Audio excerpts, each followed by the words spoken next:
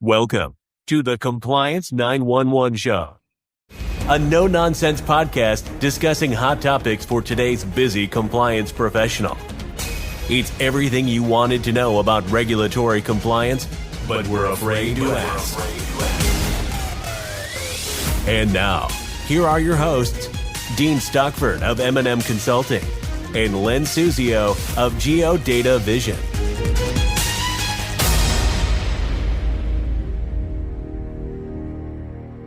Good morning, Dean. It's nice to be with you again today. What interesting topic do you bring to the table for our audience today? Hi, Len. It's always a pleasure to be with you as well. And I got a little extra bounce in my step. Spring is around the corner. I'm starting to feel the temperature changes, and so a lot of good things happening. So I'm pretty excited about that. But today I'm going to continue, even though I am not quote unquote the cybersecurity expert. I've kind of thrown myself into the fray of having to learn a lot about it and stay on top of it. I always say keep my thumb on the button because of the fact that with our staff and the sensitive information we always have. So I'm going to highlight cybersecurity risk and specifically phishing scams. I've just seen too many where people have fell to the scam, and I thought it would be great to discuss that. So, as you know, in recent podcast, I highlighted cyber fraud risk and the importance of compliance professionals to revisit and, of course, enhance their compliance management systems to address those elevated risks. So today, I'm going to drill into what we call real life phishing scams and their impact. Dean, I think that's a great topic, and it's certainly a timely topic today. It seems like I hear about a new phishing scam every day. Yeah, correct, Len. I can pretty much guarantee you do hear or experience attempted phishing attacks daily. I know I do. It's just off the charts and very alarming. But in fact, phishing accounts for about 90% of successful cyber attacks. And some recent data from an anti-phishing working group reported that over 3.8 million phishing attacks occurred within the last year. And in fact, in the first quarter of 25, there were over 1 million phishing attacks, which marks the largest attack volume since 2023. And Well, then the volume increased slightly in quarter two. So it's not time to let our guard down for sure. wow. I mean, that is an alarming trend. Why do you think these are so popular among criminals? Well, first and foremost, I think they exploit human trust rather than some type of technical flaw in the systems or security, and they are effective.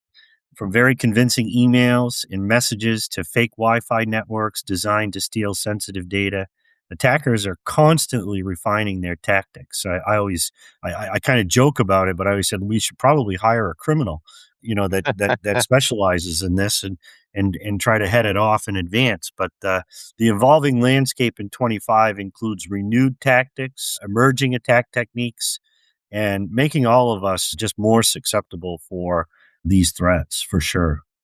Well, I know you spoke a few episodes ago about cyber risk and how AI has elevated that risk. So, has AI played a role in the uptick of phishing attacks? Yeah. Well, I can certainly count on you to ask all the great questions and with some of the deep fakes and other things that are out there now. Yes, absolutely. AI driven phishing attacks surged over 1,000%. And this is a result of generative AI tools making attacks much more sophisticated, much harder to detect. Okay. Sorry for this. I'm an old guy. Can you explain can you explain for the older part of the audience what generative AI is? Sure. Well, I'm catching up to you. So, but certainly, AI systems rely on advanced machine learning models capable of creating original content such as images, videos, audio, text, or even software code based on user prompts. Tools like Copilot or ChatGPT, those are some that are being used, and of course, I've kind of cautioned people on this in the past is the amount of information that you put out, profile as well as other types of information on social media really is the foundation that they work with in order to create these images and their all of the tools, I should say, that they need in order to attack. So all these tools can be very useful. They do produce content like articles. They create creative writing, reports, summaries, which they can be used against us in phishing attacks itself. So as I've mentioned many times over, phishing is a real threat with real consequences for everyday individuals and companies. So again, never let your guard down. But these criminals are constantly evolving their tactics, exploiting trust, urgency, and play on the emotions to deceive their victims into revealing sensitive information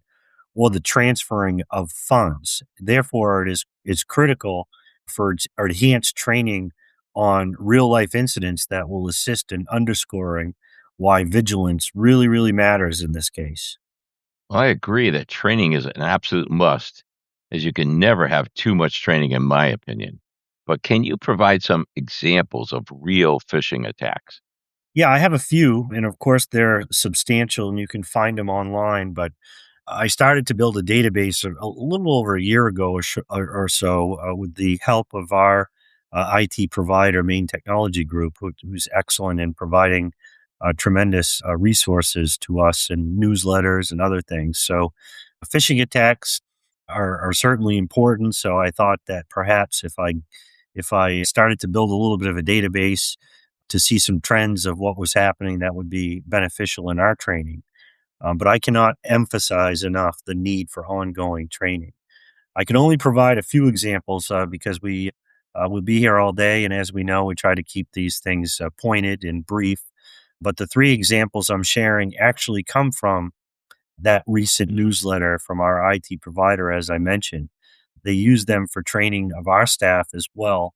So I know that they're real good. But example number one, and back in 2020, Twitter suffered a major security breach when attackers successfully used spear phishing in social engineering to compromise employee login credentials and gain access to internal administrative tools.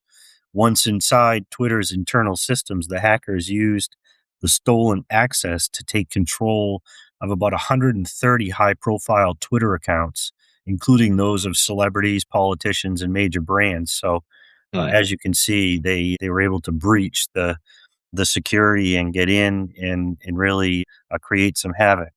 Example number two, again, another high profile case, but from 2025, a New York City property management firm, Milford Entities Management, allegedly lost nearly $19 million after employees were tricked by a single phishing email impersonating the Battery Park City Authority.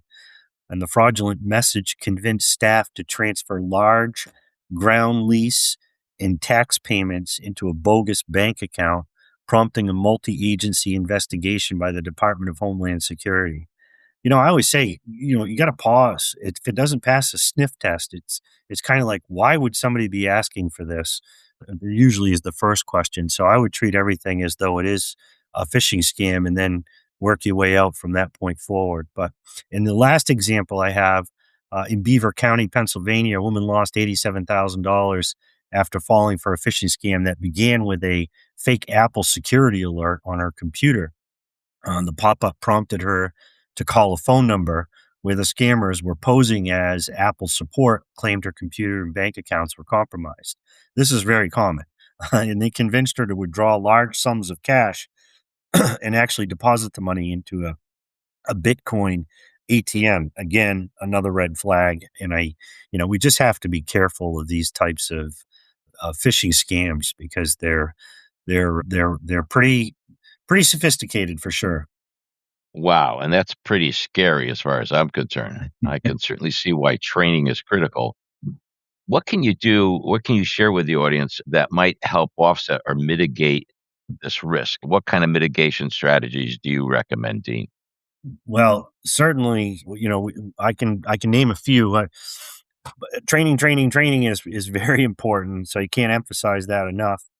But implement strong email authentication. It remains one of the most effective ways to stop spoofing, and of course, brand impersonations.